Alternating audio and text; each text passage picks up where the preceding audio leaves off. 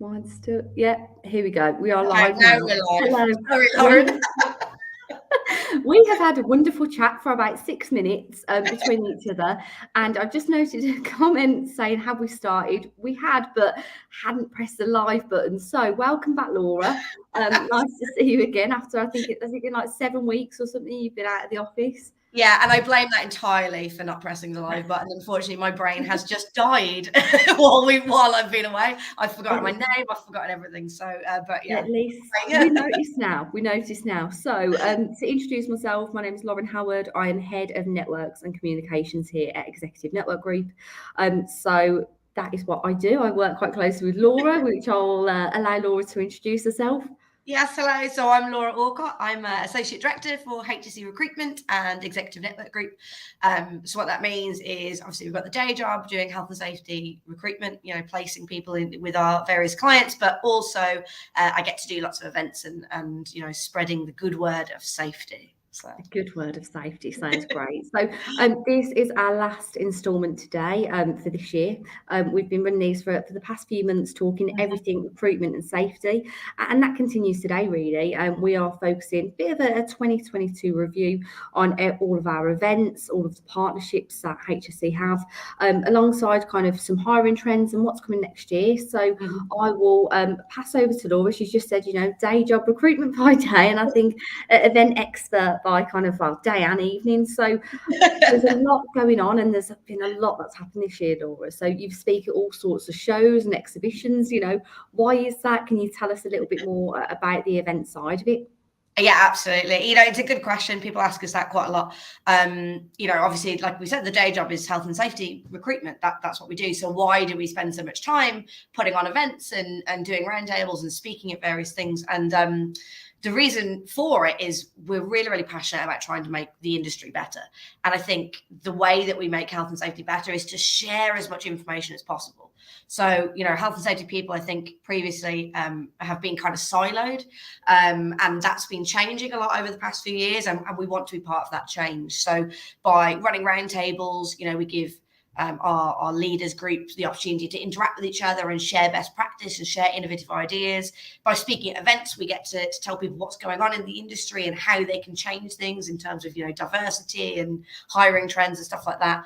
And hopefully all of that stuff will help make safety better overall.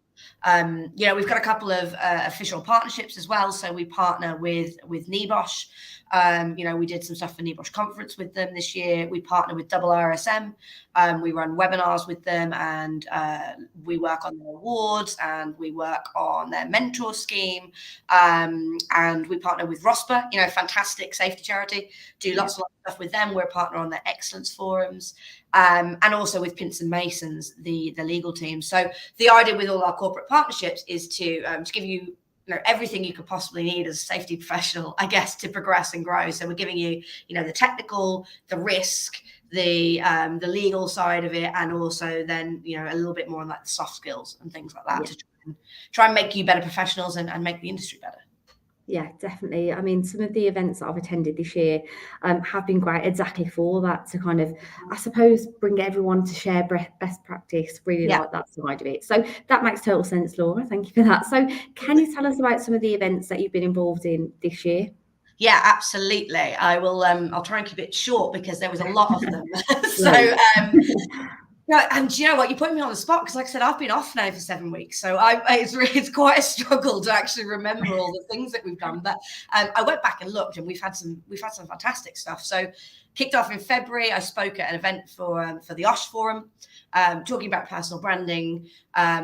That was actually a really big trend this year. We spoke a lot about personal branding. That's going to continue, I think, next year as well. It's still a really, really big topic. And then in February, we also held a roundtable for our HSE leaders community. So HSE Leaders is a group of senior safety professionals. It's an invitation-only group, and we put on various events for them so they can network, like we said, and sort of share best practice and stuff like that. So in February, we did a roundtable on the subject, has COVID changed the way that we work physically and psychologically forever? which was really, really interesting. So that was hosted by Jane Taylor. So Jane Taylor was head of HSE UK and Global for Rolls-Royce, and she's now Group HSE Director for DFS. So that was a really, really interesting session, really pertinent topic at the time, kind of still is, to be honest. COVID still is around, but yeah, was particularly pertinent in February. In March, we had the One Wish conference. So we are a professional partner, again, of One Wish, which is the global coalition of women in safety networks. I sit on the communications teams. We do a lot of work with them. A fantastic organization. If anyone here is interested, I would definitely recommend checking out the One Wish organization. We've got a page on LinkedIn that you can go and have a look at. But that was a brilliant conference in March. Did an event in March or April for Irish East Midlands, again about personal branding. Told you that was a theme, and that came up a lot. End of March, start of April was HSE Congress. So the HSE Congress events are fantastic, really, really good. They do them all over the world, and this was still a virtual one. We were still virtual back at the start of the year, and I took part in a panel discussion for that on how to create and maintain diversity in the workforce.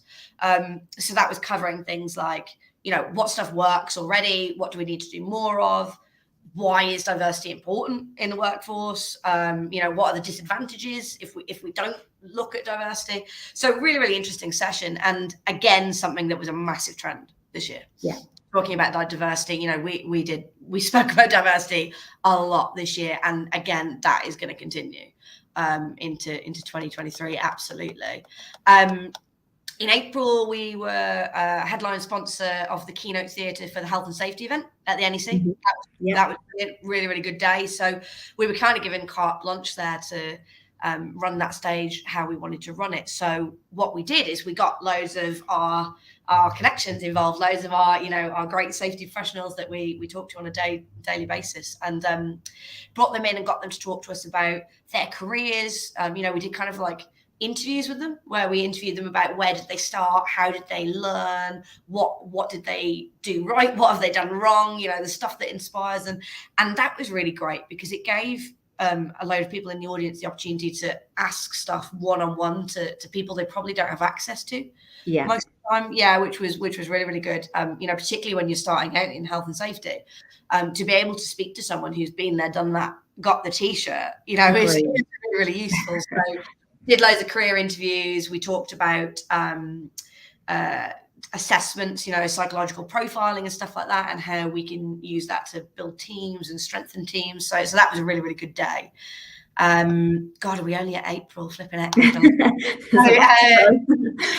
So many roundtables and everything like that that's taken place this year.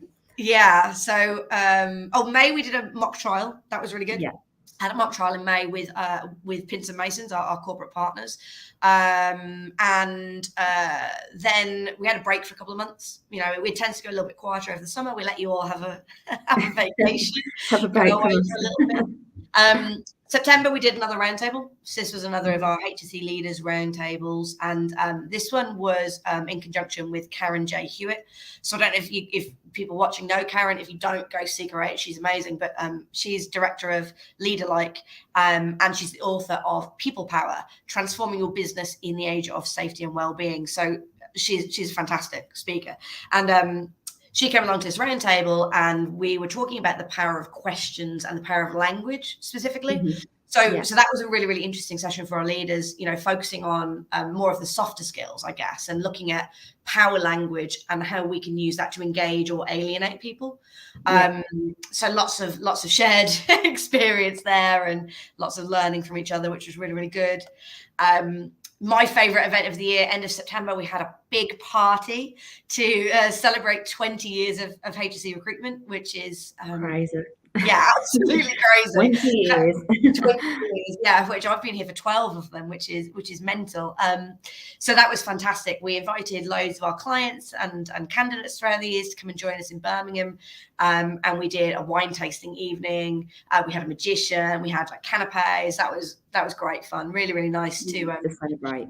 Yeah, to celebrate and see people in a bit more of an informal, setting. And I think that was kind of the first thing we really did ourselves in person after the pandemic.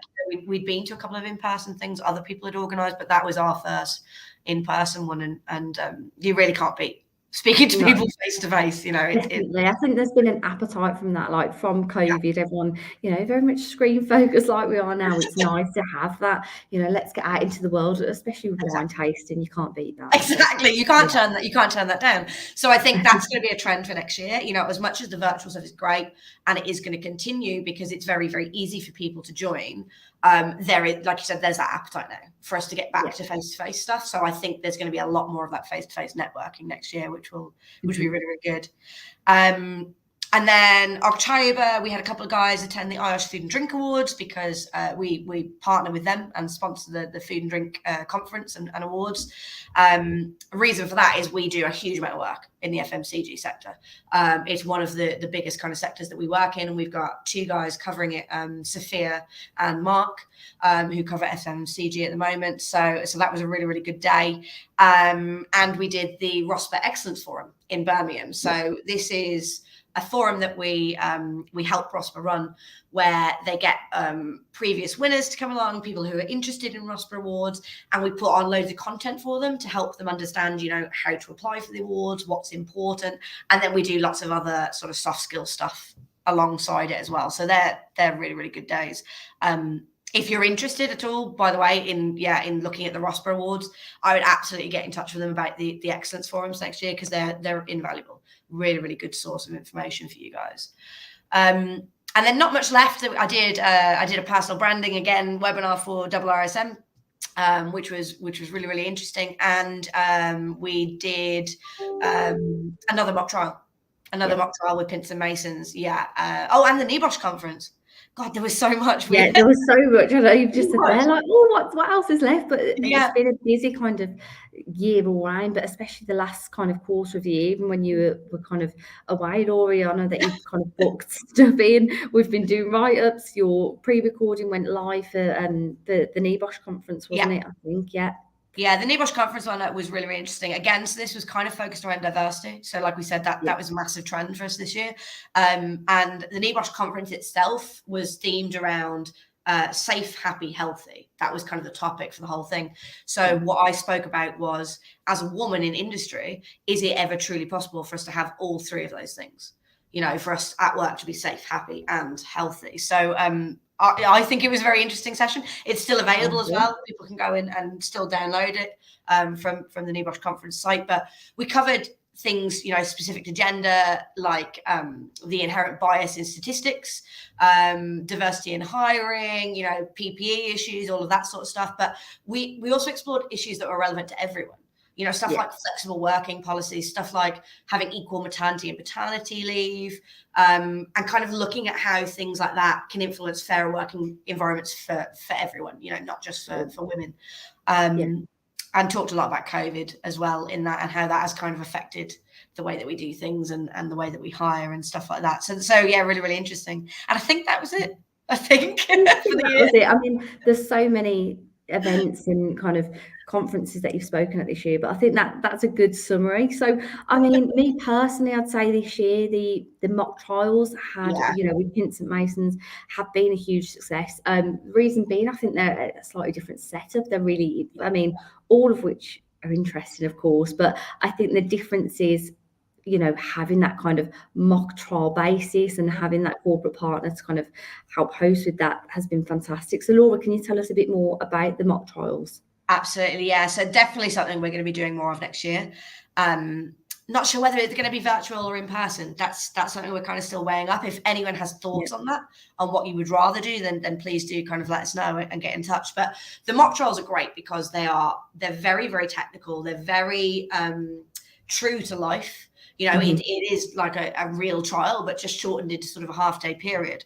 And what's great about that is that it's not just safety people that can come along. So we have people that bring their whole teams, that bring their board of directors, the CEOs, people in senior leadership positions that need to understand what's going to happen if they're not paying attention. If they're not wrong. This right. This is what's going to happen, and they can be really, really eye-opening. So this year we've done them virtually. We have done them sort of in person in the past, but it's basically get to see some very dodgy acting skills from myself. I was just about to say the acting skills of our HSE team come to the fore then, don't they? Absolutely, and we basically, you see the evidence from the prosecution, from the defence, and then everybody in attendance gets to act as the jury, decide what they think the sentence would be. We look at the sentencing guidelines. What do we think the fines would be that would be handed down? So they're really, really interesting, and definitely something that anyone watching, I would totally encourage you to get involved with next year. Come along and get involved with those. Bring your whole teams along, because they're really, really informative. Yeah, fab. So that kind of gives us a bit of a review for this year. What about next year? What have we got going on? It's probably not going to be quiet. So what are we expecting? Yeah, it's not going to be quiet. Lots is the short answer. We are continuing all of our partnerships. We have great corporate partnerships, as I said, so we're going to continue working with them. So ROSPA in particular, we'll be doing a lot of work with next year. We're going to be doing some great stuff at the Safety and Health Expo, where it's going to be very, very interactive. Can't tell you too much about it yet because we're still putting the final plans together, but I would 100% encourage you to get signed up for the Safety and Health Expo this year and come and see us with ROSPA on their stand. That's going to be really, really good. We're going to be at the health and safety event again, hopefully in April. We've got the ongoing partnership with RSM. So we'll be involved again with their awards, with their mentor scheme. We've got a couple of webinars already booked in for the start of the year. So on the 18th of January, we're doing a virtual webinar with RSM that you can still sign up to. So that's on diversity of people and thinking and the impact on risk. Again, diversity, slightly different tangent, because we're looking at the impact on risk and not just diversity. But yeah, like I said, big topic, not going anywhere. So definitely come along and get involved with that one. And February 16th, we're going to be talking about standing out from the crowd and preparing for interview. That's going to be a huge topic next year. It's been competitive this year. It's going to be competitive next year. So if you are looking for a new role, that's definitely one that I would encourage you to get involved with. Yeah, totally agree. So I think it's important for today, alongside reviewing the events and kind of things that we've got coming up as well, to discuss what trends that we've observed this year. I have had a question in the comments, which I'll go to shortly. So what have you noticed this year, Laura, in terms of kind of hiring trends, what the kind of overall market has looked like? Hiring trends, yeah. By the way, I was just going to say, if to everyone, we may go over by a couple of minutes just because we started late. But if you need to jump off because it's recorded as well, so you can always come back and look at it. But so trends this year, there was lots of really, really interesting things that kind of jumped out to me. So one was salaries. Salaries was really, really interesting. There was a huge increase in salaries in the safety market. It's probably the biggest jump we've seen for a number of years. It's not surprising, I don't think, because, as we've said in previous lives and previous talks and things like that, COVID was obviously very, very impactful in terms of safety. A lot of companies really, really identified that their safety teams were hugely important when COVID came along. If without the safety teams, they couldn't function at that stage. So what happened is a lot of people looked after their safety teams really, really well. They bumped their salaries up. They got more strategic roles, so they've put people from managers into directorships and things like that. They've increased their teams, and that's had a really, really big impact on salaries. So salaries are massively, massively going up. The interesting thing with salaries going up is obviously not all companies can always compete with that. So that's been quite interesting, because there are companies, for example, if you look at charities, public sector, stuff like that, where they really, really struggle to compete with private sector salary increases, particularly when they've been increasing at this sort of speed that we've seen them increasing. So one thing we've noticed with that is we're seeing a lot of those sorts of clients really open to hiring on potential. So rather than looking for the finished article and looking for a head of health and safety that has been, working as a head of health and safety for 10 years and been there, done that, they're very willing to take people that are managers and sort of train them into that position, or same for managers, they're willing to take sort of advisors and train them up. So that's been really, really interesting, and I think is a great thing for the industry, because we have some really, really talented people. So it's been great to give them those opportunities to kind of move up the ladder. Massive increase in terms of diversity and inclusion. You know, as we said, massive trend in 2022, definitely going to continue in 2023. It's a hot topic for most of our clients. What does that mean in terms of how does that impact people in the safety market?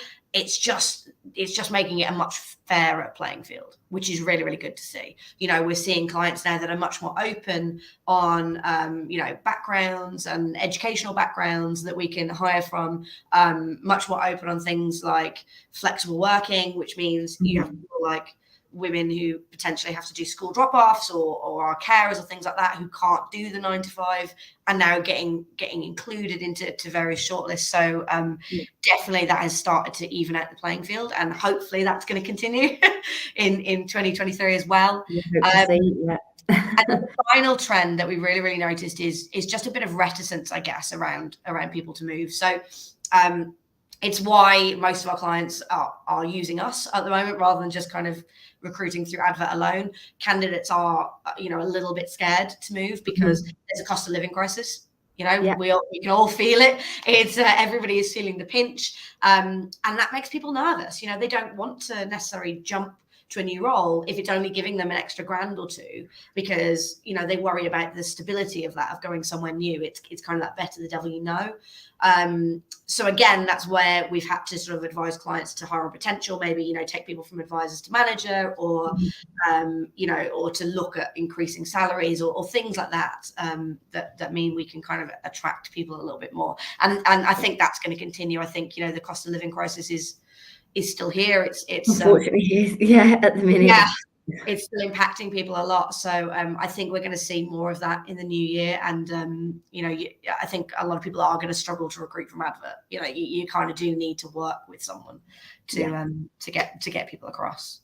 Okay, cool. Well, we have had a question here, Laura, which I'll pose to you as our kind of contract expert. So we've been asked what the trend is for interims. So Alison has stated here, you know, it's looking like more companies are wanting the contractor to be inside IR35, which is not so beneficial to the contractor. Why is this? So contract is a really interesting one. We had a brief moment of hope back in October when it was announced that the government was going to change its position on the IR35 reforms, which we all thought was great news. You know, we thought that was going to be a really good thing for the contract industry. Unfortunately, they've changed their mind, and that is now no longer happening. So, you know, everything is going to continue as it has done this year. It has impacted contract.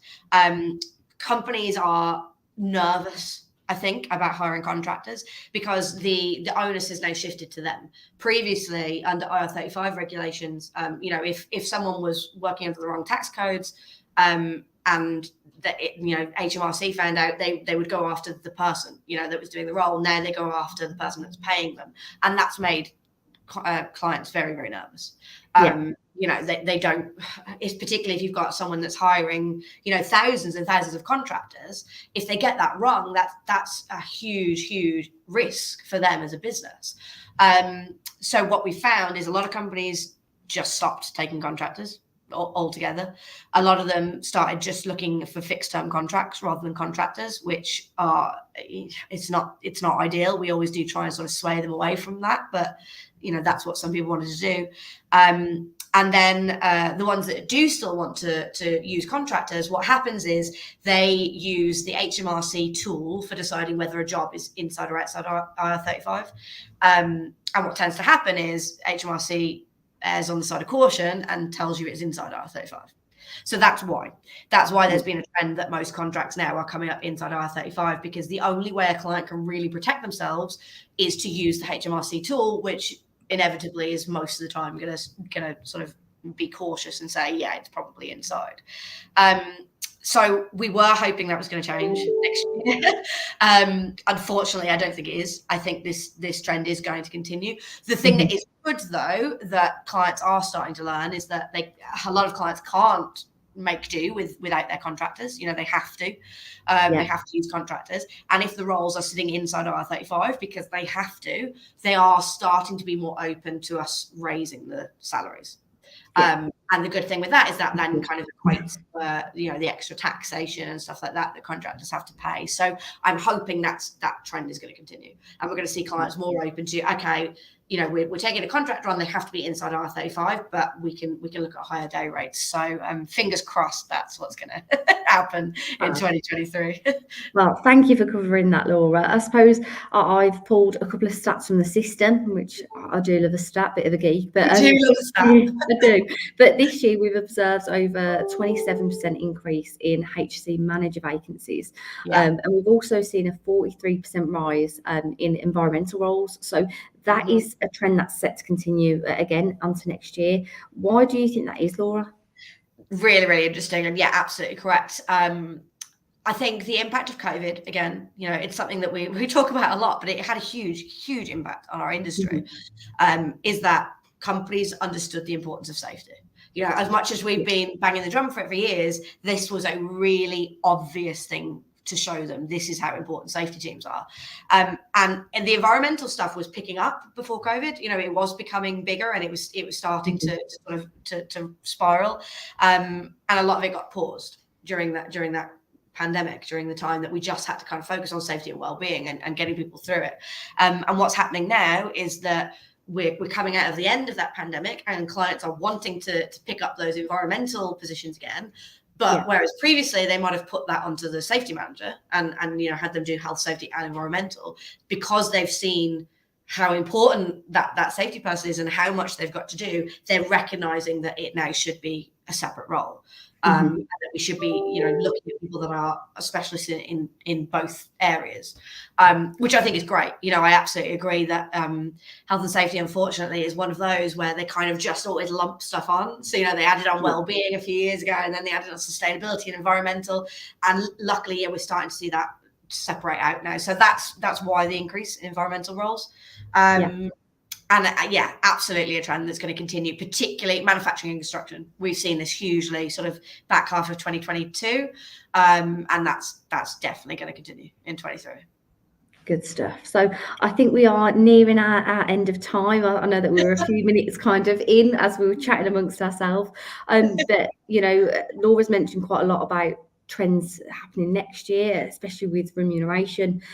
Just to kind of make you all aware, we do have a report that is being released hopefully in mid-January. That's kind of in process at the moment. So myself and my team have collated data from health and safety professionals across the UK to get these kind of real-time data points. We'll also have a look at the hiring trends there, but it makes for kind of a good read. It also shows, different kind of job titles within safety, as well as the difference between the sectors. So our HSE team cover kind of all sectors in safety, and it shows, what would an advisor be on in construction in comparison to kind of that third sector as well. So some interesting stats in there again. Love a stat. So that's coming out in January. So please do get involved in that. That will be released then. If you'd like to find out more about the events that we've got coming up or any of our content that we've got to be released, please do pop a note in the comments and I can get back to you and send you the relevant links, etc. So I think, as I say, we're kind of ending the year on a bit of a review today. Thank you ever so much, Laura, for going over some of those trends that we've seen, all the events and partnerships.